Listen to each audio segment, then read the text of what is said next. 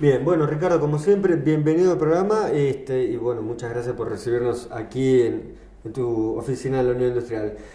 Justamente la semana pasada la institución saca un comunicado de alguna manera alertando o dando aviso a la sociedad de cómo está la industria, sobre todo el sector pyme. Cosa que ya es bastante evidente, digamos, es de público conocimiento un poco cómo está la economía. Sí, el directorio resolvió sacar un comunicado atento a varias inquietudes de empresas pyme de la Unión, fundamentalmente con respecto al tema de los últimos aumentos energéticos. Entonces, bueno, en realidad lo que nosotros hicimos, como es de uso y costumbre, es hacer un interrogatorio a través de nuestro Centro de Estudios Económicos, donde hicimos básicamente 2 o 3 preguntas con respecto a cómo afectaba el aumento del consumo energético en las empresas, y nos encontramos con diversas respuestas, variadas respuestas. Realmente, si bien el muestreo de respuestas no es tan representativo, porque fueron unas 20 empresas, nosotros necesitaríamos más empresas para tener una opinión más contundente, más seria, pero para nuestra sorpresa no son tantas las empresas electrointensivas, es decir, la que dependen tanto de la energía en su estructura de costos. Y hay algunas empresas donde directamente los aumentos energéticos no tienen un impacto sobre su estructura de costos. De todas maneras, tuvimos reuniones con la gente de EDES, nos asesoramos de cómo son las tarifas, los aumentos de tarifas, de acuerdo a los diversos tipos de consumo, de acuerdo al consumo del año anterior. Y también una cosa que hay que decir es que en una factura de electricidad, ya sea de consumo residencial como de consumo industrial, solo el 33% el costo de energía, el resto es impuestos. Sí. Con lo cual, nosotros entendemos que es ahí donde tenemos que centrar nuestros reclamos, fundamentalmente para las pymes, y obviamente fundamentalmente para las pymes electrointensivas, donde le pedimos al Estado en sus diferentes variantes, municipal, provincial, nacional, que pueda realmente modificar algún tipo de carga impositiva que alivie este tarifazo, que probablemente era necesario porque hacía muchos años que no se corregía. Seguramente. Pero Ustedes, sí, a ver, está claro, hacía muchos años que no se corregía. También nos interiorizamos exactamente de cuánto era la tarifa. La tarifa es de un 110% hasta 300 de consumo, un 114 para residencial y de un 220 lo que excede de 300. Lo que ocurre es que, te vuelvo a repetir, como la tarifa tiene una incidencia de una tercera parte en el costo, normalmente se podría resumir con que las tarifas vinieron en la mayoría de los casos con un aumento de un 100% los que consumen hasta 300 y de un 200% los que consumen más de 300. Las empresas que tienen una alta incidencia de su costo eléctrico es un aumento importantísimo. Sí. Para otras empresas es en algunos casos hasta irrelevante en su estructura de costos. De todas maneras, averiguamos y planteamos oficialmente la necesidad de poder estar aliviando esa carga a estas empresas, porque esto se suma a una serie de medidas, claro, y a una serie de factores que están provocando un combo en ciertas pymes que las está haciendo pasar por una situación muy difícil. Sin lugar a dudas, en el comunicado, como lo acabas de mencionar, se reconoce que era necesaria un reajuste de tarifas. Y como lo acabas de mencionar también, sin embargo, todo esto viene atado a otras medidas que realmente le están haciendo la vida muy complicada, sobre todo a las pymes. Yo voy a dar un ejemplo sin nombrar una empresa. Antes del fin de año compraron una máquina muy importante. Después de la asunción del nuevo gobierno, la compraron a dólares, ¿sí? Supongamos $1.000, a 9 pesos. Hoy la están pagando 15. Eso les ha dado, los ha puesto en una situación comprometida. Y de estas empresas hay un montón, son pequeñas empresas, que han tenido ganas de invertir, que han apostado y que hoy están con la soga al cuello. Sí, el comunicado habla claramente de que hay medidas que se tomaron que eran inexorables. Sí. Después se puede discutir el gradualismo o no de cómo fueron tomadas. Pero evidentemente había tarifas que no se habían modificado durante 10 años, 14 años, con una inflación, 12 años, con una inflación de 1100%. Sí. Claramente había precios relativos completamente desfasados.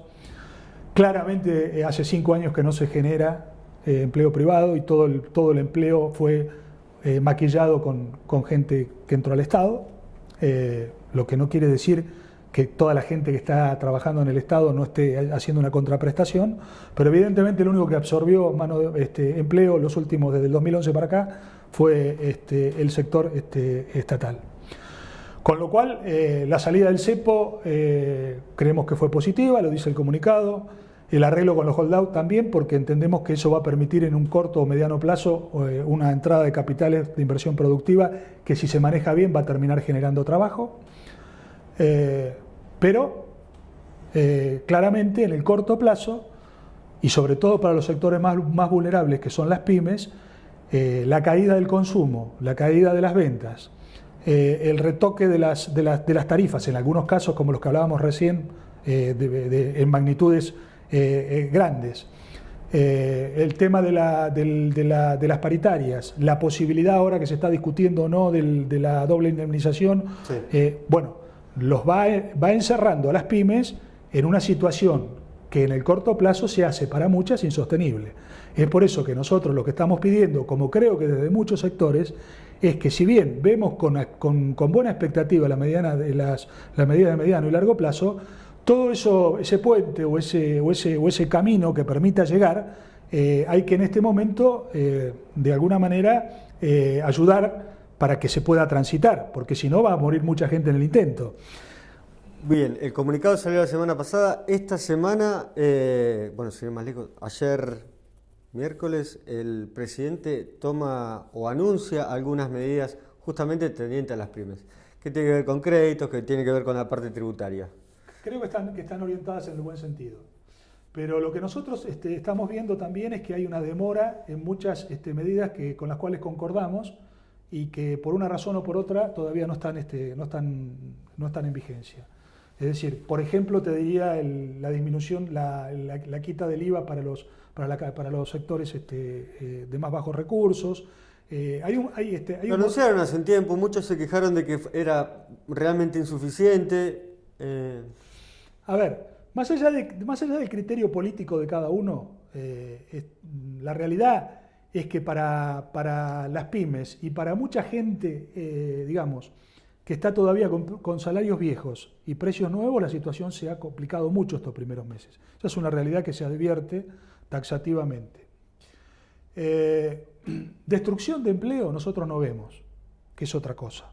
Destrucción de empleo nosotros tenemos dentro de las casi 300 empresas asociadas a la Unión, que más de 150, 160 pymes. Nosotros no estamos viendo a las pymes que nos estamos auscultando permanentemente a través de nuestro centro de estudio económico, vos lo sabés perfectamente. Nosotros no estamos recibiendo respuestas que se están echando 5, 10, 15 empleados por pyme. No lo estamos viendo. No quiere decir, ojalá que no ocurra, que no pase, pero no es lo que está pasando ahora. Sí hay en el aspecto privado hay una destrucción de empleo importante en la ciudad y en el país, lo que es la construcción, pero eso proviene fundamentalmente del parate de la obra pública. Sí, está frenado directamente. Es decir, no es la empresa, puede ser que contribuya en un porcentual, pero no es mayoritariamente las empresas privadas las que han dejado sin trabajo a los obreros de la construcción, sino que hay un gran parate hasta que se ordene todo esto. Que también quizá haya una demora, y como hablaba recién, hay una importante parate en la obra pública, con consecuente desempleo que se ve en el país y se ve en la ciudad. Por los números que nosotros estamos escuchando, se habla de entre 1.500 y 2.500 personas, que para una ciudad como Bahía Blanca es mucho. Con respecto a la destrucción de empleo estatal, los números que se ven son aproximadamente de unos 70, 80 mil personas que sobre el universo de empleados porcentualmente no es significativa. No. Partiendo de la base que una persona sin trabajo es una persona sin trabajo seguro, y es un claro. drama. Eso está fuera de discusión. Digo, estamos hablando del punto de vista estadístico. O sea que nosotros destrucción de empleo masivo no estamos viendo hoy. Lo que sí estamos viendo es a mucha gente, vuelvo a repetirte, con ingresos que han quedado retrasados con respecto a un aumento de precios, sobre todo en la canasta básica, muy significativos, lo cual hay mucha gente con mucha angustia y con muchas complicaciones para llegar a fin de mes. Desde el punto de vista empresarial, las pymes no empezaron con sus problemas ahora. De las pymes en la Argentina es algo de lo cual se habla mucho y se ha hecho muy poco. Por eso nosotros celebramos que se empiecen a tomar medidas para las pymes y queremos ver realmente cuál es la realidad con respecto a eso. Las pymes ocupan aproximadamente unas 4 millones de personas en el país y representan el 70% de la fuerza laboral y del Producto Bruto Interno. Sin embargo, yo eso lo atribuyo más al milagro y a la fuerza y al emprendedorismo que tiene la gente que a medidas que hayan tomado estructuralmente los gobiernos para facilitar las pymes. Esto es un fenómeno estructural que viene de muchísimas décadas, donde no ha habido apoyo a las pymes y donde no se ha valorado la función que tienen las pymes como grandes dadoras de trabajo. Y yo te pongo algunos ejemplos muy claritos. En la Argentina, el 15% del Producto Bruto Interno es lo que tiene tomado de crédito las pymes. 15%. En Chile es el 105%, en Brasil es el 70%, en Estados Unidos el 200%. O sea que desde el punto de vista crediticio, con eso te estoy marcando claramente que las pymes no tienen acceso al crédito. Hoy en la coyuntura, si vos tenés una tasa de referencia del EVAC del 38%, no podés tener créditos a menos de un 50-60%. Eso es, no hay actividad lícita que lo pague. Eso desde el punto de vista crediticio. Desde el punto de vista laboral, vos sabés que la Argentina ha sido y sigue siendo uno de los países con mayores costos laborales del mundo. Cuando un empresario paga un salario, aparte del salario paga entre un 50 y un 60% más de cargas sociales. Con lo cual, desde ese punto de vista, el empresario también está absolutamente acorralado.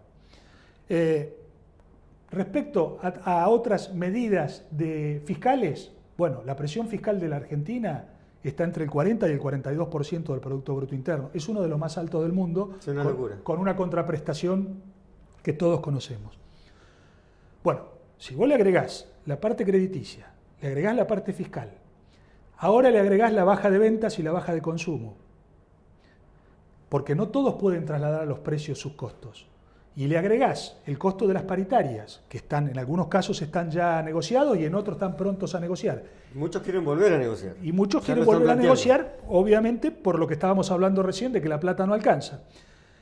Y si además le agregás que estamos en ciernes de una discusión en el Parlamento con ya media sanción de senadores, que está pasando a diputados y se está resolviendo, o cuando salga este programa a lo mejor ya se resolvió, la doble indemnización, con lo cual le pone un cepo a los empleados que ya están, o una protección, entre comillas, a los que están, pero impide que los gente. Impide que tomen. Entonces, y para el empresario pyme que tiene todos los problemas que te acabo de describir, le agregás un problema mayor. Bueno, entonces ya realmente ser un empresario pyme pasa a ser un mago, no un empresario. Por eso vuelvo al principio del análisis, donde te digo que para mí es un milagro que todavía el 70% de la fuerza industrial, laboral del país sean empresas pymes, y es un milagro que subsistan. Vemos con buena intención que hay algunas medidas del gobierno y algunas intenciones que creo que van por el buen camino. Fomentar el emprendedorismo, porque el empresario pyme sale del emprendedor. El pyme, primero, antes de ser pyme, es emprendedor. Y está muy, muy bien y es muy bueno que el gobierno hoy oriente al emprendedor para que canalice toda esa energía que tiene con respecto a todo lo que es hoy innovación y tecnología, porque también tenemos que hablar de que hay industrias de que lamentablemente son obsoletas. Entonces, no es solamente el tema de generar industria, sino que tan o más importante que eso es qué tipo de industria se van a generar. Con lo cual, es muy importante que el gobierno esté asistiendo, orientando para que canalizar toda esa fuerza natural que tienen muchos argentinos, para que puedan ser empresarios pymes, pero de empresas pymes con innovación tecnológica, con valor agregado, con empleo de calidad y que puedan salir al mundo a competir. Hoy lo que vemos es un rosario de buenas intenciones. Ojalá se cristalicen. Estamos muy lejos de eso.